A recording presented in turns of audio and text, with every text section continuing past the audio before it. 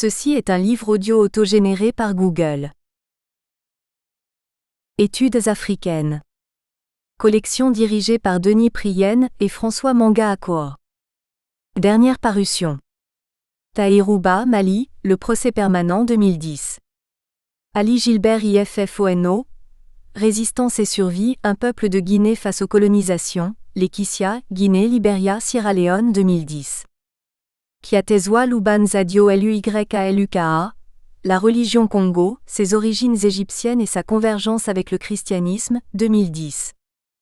Kiatezwa Luban Zadio Luykaluka. L'inefficacité de l'Église face à la sorcellerie africaine, 2010.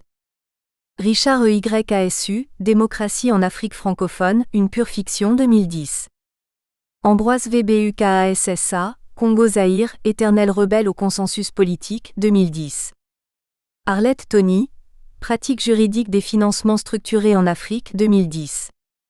Ugemo UCKAGA, Les Bapunu du Gabon, Communauté culturelle d'Afrique centrale, 2010. Moïse Lida Kwasi, Témoignage sur la crise ivoirienne, de la lutte pour la démocratie à l'épreuve de la rébellion, 2010. Jean-Damien MALOBAMAKANGA, Les précipitations au Gabon, Climatologie analytique en Afrique, 2010. Jean-Alexis MFOUTOU, Essai sur la traduction, Faits divers et lexique français Mounioukoutuba, 2010. Pierre-Marie METANGMO, Peut-on sauver le Cameroun, 2010. Ijin Dida SAMBOULOU, Le droit des collectivités locales au Congo, 2010. Vorais MOKELE, Monseigneur Ernest Combo. Amis de Dieu et des hommes, 2010. Auguste OWONOKOUMA, Mongo Betty et l'Église catholique romaine, 2010. Bali de YEIMBEREIN, Dessine-moi la Guinée, 2010. À Gloria Fanny. Éclair. Introduction. L'organisation des transports urbains constitue, à l'heure actuelle, une préoccupation aussi bien pour les pouvoirs publics que pour les populations des grandes villes, en raison de l'importance et du rôle qu'ils jouent dans le développement socio-économique et culturel de chaque pays. Le fonctionnement des transports urbains dans les villes d'Afrique noire, précisément Brazzaville, a été marqué depuis toujours par une situation d'instabilité quasi permanente. À des périodes fastes marquées par des dotations d'autobus de grande capacité par les autorités publiques, se sont succédés d'assez fréquents moments de crise, caractérisés par la prise en main du service public de transport par le secteur privé. La demande de transport s'accroît d'année en année avec l'extension considérable du périmètre urbain. Le problème des transports se pose aujourd'hui en des termes nouveaux en raison de la taille de l'espace urbain, de sa croissance rapide et surtout en raison de la disproportion entre les moyens financiers disponibles à l'échelle des problèmes. Quand on sait à quel point la dynamique urbaine est nécessaire pour absorber une grande partie de l'augmentation globale de la population, on est frappé du peu d'attention accordée par les autorités congolaises aux problèmes des transports urbains et aux solutions qui peuvent y être apportées. André Moutsara1, inquiet de la dégradation du système de transport à Brazzaville, souligne que si les tendances actuelles se poursuivaient, la ville de Brazzaville connaîtra davantage de sérieux problèmes de transport. Le transport urbain n'est pas seulement l'action de transporter une personne d'un lieu à un autre, mais il est également un réseau de communication et d'échange à travers lequel plusieurs individus ou groupes sociaux créent des rapports divers qui contribuent à la dynamique sociale.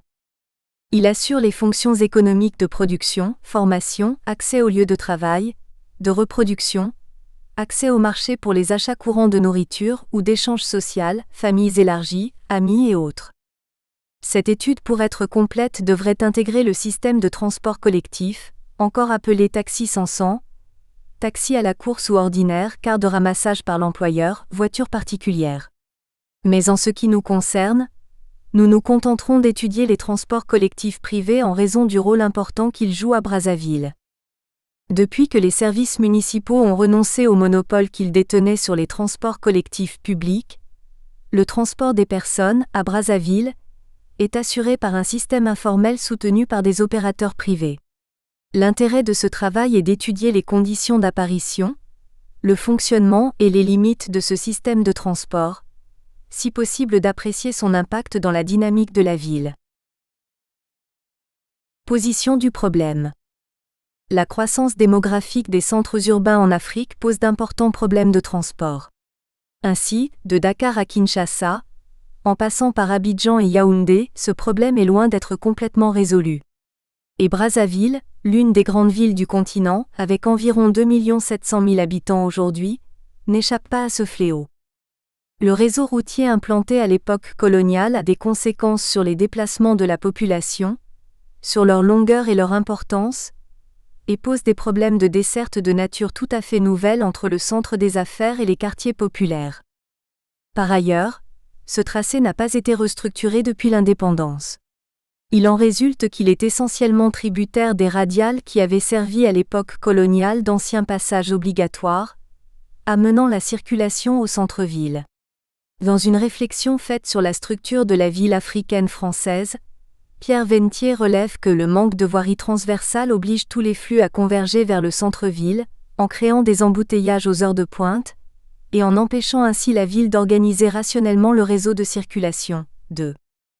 Cette disposition ne facilite pas les choses aux sociétés de transport pour la desserte de tous les quartiers de la ville. Plusieurs sociétés parapubliques de transport se sont succédées entre 1960 et 1989. C'est le cas de la Société anonyme des transports africains, SATA, entre 1960 et 1964, celui de la Régie municipale de transport brazzavillois, RMTB, de la Société de transport de Brazzaville, STB, entre 1972 et 1985, de la Société des transports urbains de Brazzaville, STUB, entre 1985 et 1987 et de la Régie autonome de transport brazzavillois, RATB, de 1987 à 1989. Si la faillite successive de toutes ces sociétés était liée à une mauvaise organisation interne de chacune d'elles, à savoir problème de trésorerie, absence d'un régime juridique, mauvaise politique d'entretien du matériel et la mauvaise politique en matière de transports urbains. 3.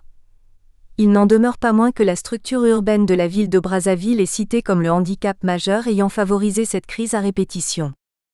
La crise des transports urbains n'est pas le simple fait de la structure de la ville, car l'inefficacité de l'urbanisme colonial a eu des répercussions néfastes sur l'aménagement du territoire, entraînant ainsi l'exode rural et un accroissement spontané de la population locale.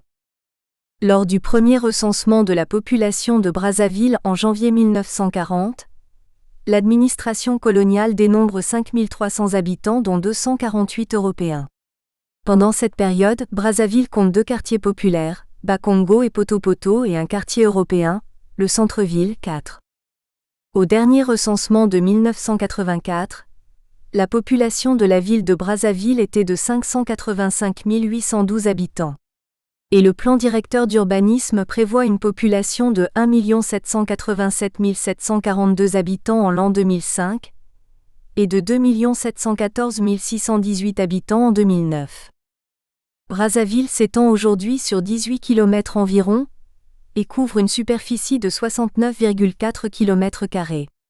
Centre politique, administratif et commercial du Congo, Brazzaville est un nœud de communication des voies terrestres, ferroviaires et fluviales desservant le nord du pays et la République centrafricaine à partir du port maritime de Pointe-Noire, 6. De nombreuses aires géographiques se sont créées spontanément, donnant lieu à des nouvelles circonscriptions administratives. Ainsi, de 4 arrondissements en 1964, Brazzaville compte depuis 1984 7 arrondissements qui sont Makelekele, Bakongo, Potopoto, Mungali, Ouinzé, Talangaï et Mfilou. L'accroissement de la population locale et l'exode rural ont eu pour conséquence directe l'extension de la ville et la dégradation du tissu social et des équipements sociaux. C'est cette réalité sociale qui a permis à Pierre Vennetier de souligner que la capitale est devenue le point d'aboutissement des flux migratoires importants qui drainent des millions de paysans. Par conséquent, l'éclatement du tissu urbain de la capitale débordé par les événements donne l'image d'un vêtement trop petit qui ne peut plus contenir un enfant devenu grand. Il est aujourd'hui très difficile d'imaginer une ville dépourvue d'un système de transport des personnes organisé. On assisterait à une paralysie ou à une asphyxie de la ville. Suite à la défaillance chronique des sociétés publiques de transport dans les villes africaines, les pouvoirs publics ont favorisé le développement alternatif des moyens de transport privés. Ces nouveaux moyens de déplacement existent dans la plupart des villes africaines. Et dans chacune d'elles, ceux-ci portent un nom spécifique. C'est ainsi qu'on les nomme Kimalu Malu à Kinshasa, les Durudurumi à Bamako, les Ugbaka à Ouagadougou, les Matatu à Nairobi et les Fula Fula à Brazzaville. 7. Ces moyens de transport informels se sont adaptés aux conditions locales afin de répondre tant bien que mal aux besoins de déplacement des habitants. Les Fula Fula et les taxis 500 apparaissent comme étant des productions sociales créées pour atténuer les angoisses des usagers vivant dans une tension sociale du fait du volume important de la société. Abordant la question des transports collectifs à Brazzaville, Xavier Godard et Joseph Kama affirment que la montée du secteur privé dans le transport urbain est une volonté sociale manifeste exprimée pour briser le monopole déclaré des services municipaux. 8.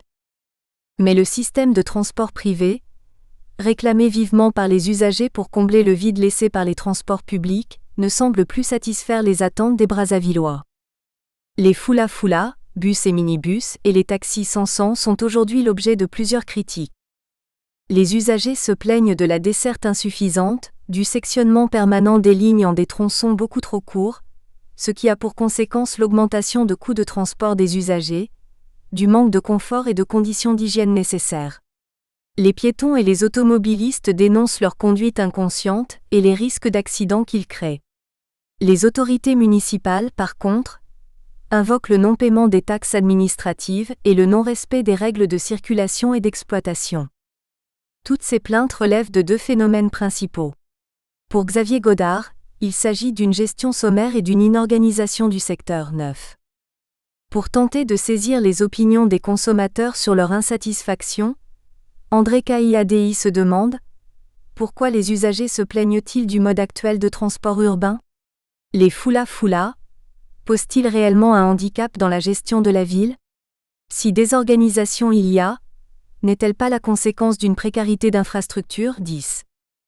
La plupart des colloques, séminaires ou travaux de recherche qui ont abordé le problème de l'organisation des transports collectifs privés à Brazzaville imputent leur défaillance aux aspirations économiques des transporteurs, sans toutefois tenir compte des contradictions internes au système, de l'état d'infrastructures disponibles et de la façon dont les usagers perçoivent les transports urbains et souhaitent les améliorer. Cette étude est donc l'occasion de nous interroger: pourquoi le fonctionnement du système informel n'est-il pas à la hauteur de la demande sociale ? À quoi est due l'instabilité permanente dans l'organisation de transport à Brazzaville ? Pourquoi le contrôle et l'organisation des transports collectifs deviennent le lieu où se cristallisent les rapports sociaux à Brazzaville ? Plusieurs niveaux de compréhension, a priori, peuvent être considérés pour mieux saisir le fonctionnement et l'organisation du système informel de transport collectif à Brazzaville. La précarité des conditions de travail du secteur informel ne permet pas aux employés des transports urbains d'offrir toujours aux usagers la qualité des services souhaités. Les infrastructures urbaines des transports relèvent traditionnellement de la compétence des pouvoirs publics, État, municipalités. Or, la ville de Brazzaville est caractérisée par un sous-équipement en infrastructures routières.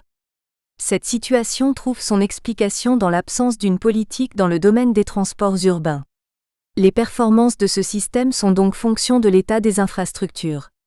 La compréhension du fonctionnement du système des transports collectifs privés peut également s'expliquer par l'absence d'une politique urbaine fondée sur une planification participative indirecte, dans laquelle la consultation des usagers sur les questions liées à leur existence et leur survie paraît fondamentale. Présentation sommaire du Congo. Situation. Pays d'Afrique centrale traversé par l'Équateur, la République du Congo s'étend en latitude entre 4 degrés nord et 5 degrés sud, et en longitude entre 11 degrés est et 18 degrés ouest.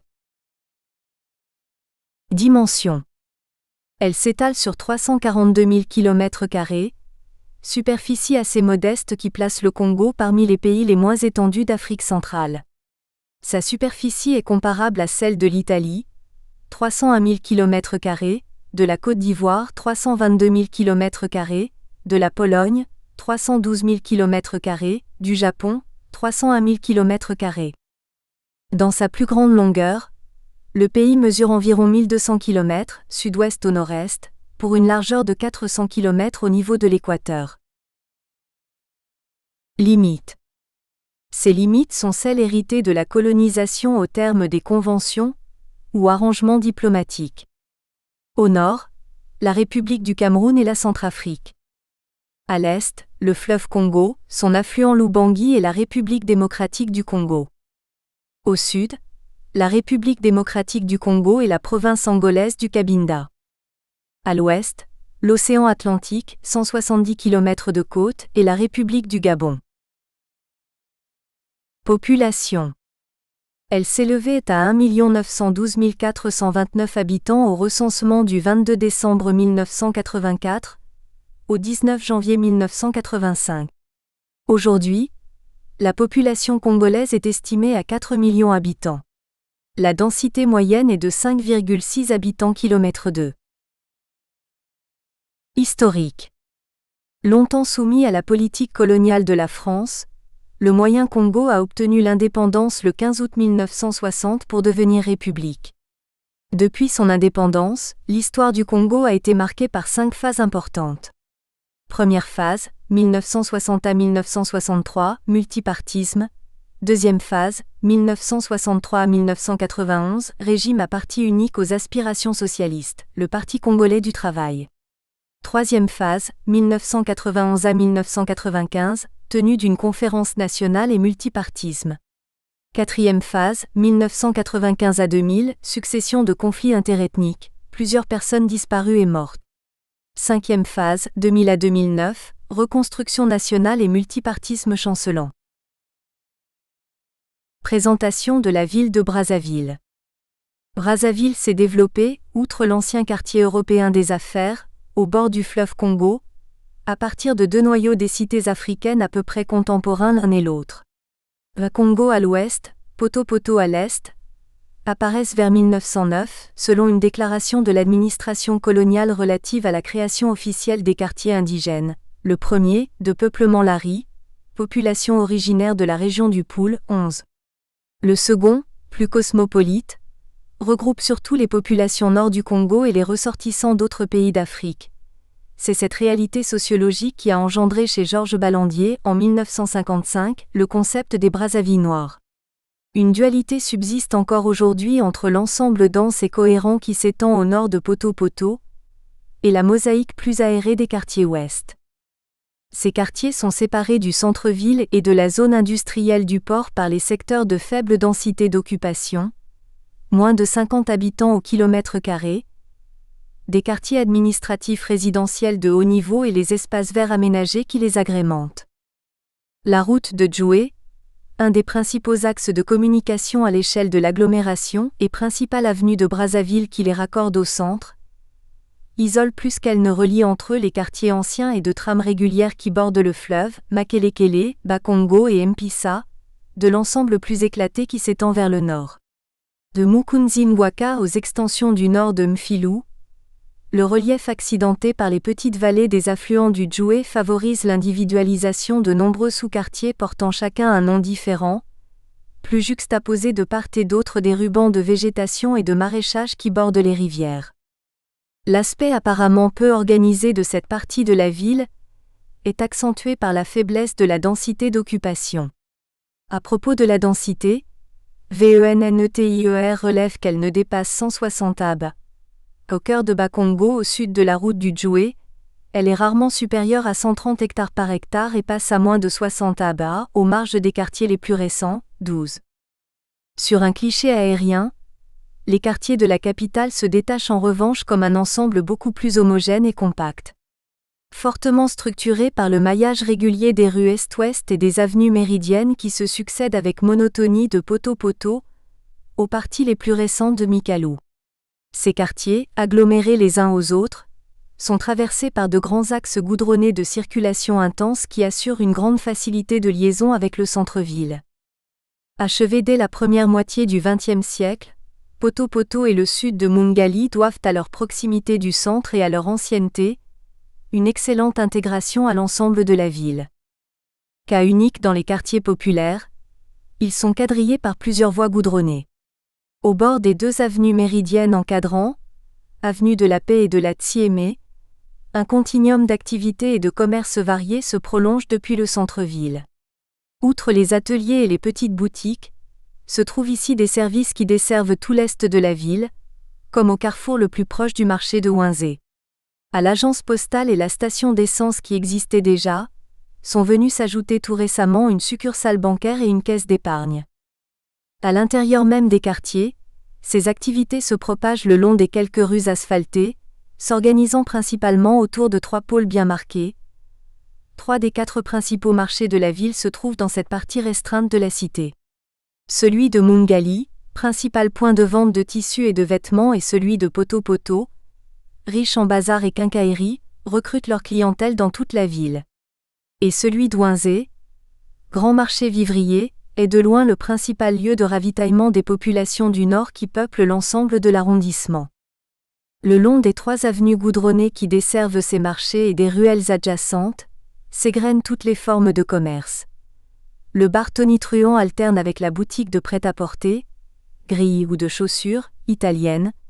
Le restaurant spécialité bouillon matinal, voisine avec l'inévitable atelier de vulcanisation ou de menuiserie, sans oublier les épiceries tenues par les Mauritaniens.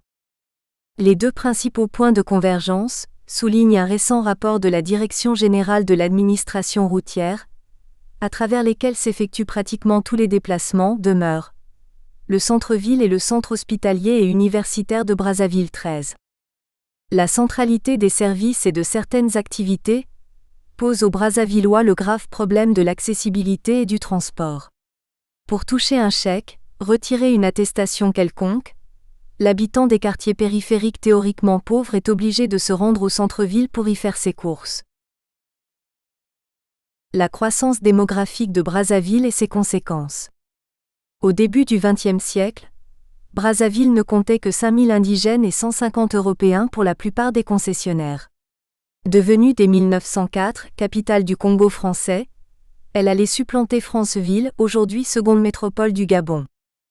4 années plus tard, en 1908, le Congo français devenait le siège du gouvernement général pour le Moyen Congo, le Gabon, l'Oubangui-Chari, aujourd'hui la Centrafrique, et le Tchad. Brazzaville devenait à son tour la capitale d'un ensemble de territoires qui allait devenir l'Afrique équatoriale française, AEF, siège des gouvernements généraux et à la fin celui des hauts-commissaires. À partir de 1907, Brazzaville centralise les services administratifs publics et privés de l'Afrique équatoriale française.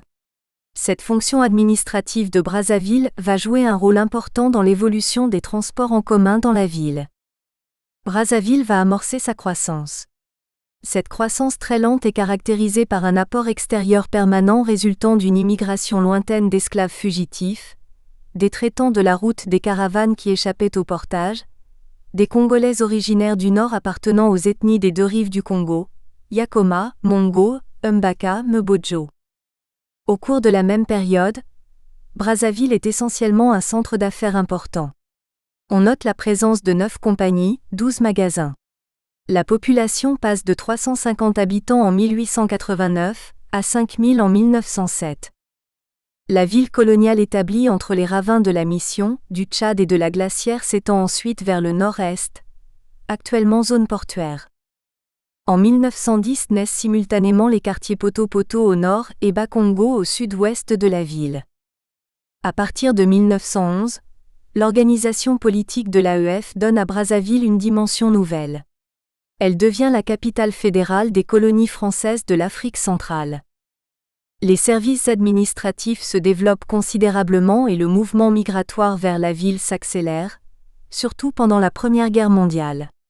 En 1918, la population de la ville atteint le nombre de 10 000 habitants. La période de 1930 à 1945 est caractérisée par une domination administrative directe et un durcissement des conditions de travail. Nous espérons que vous avez apprécié cet aperçu. Pour continuer à écouter ce livre audio sur Google Play Livres, utilisez le lien dans la description de la vidéo.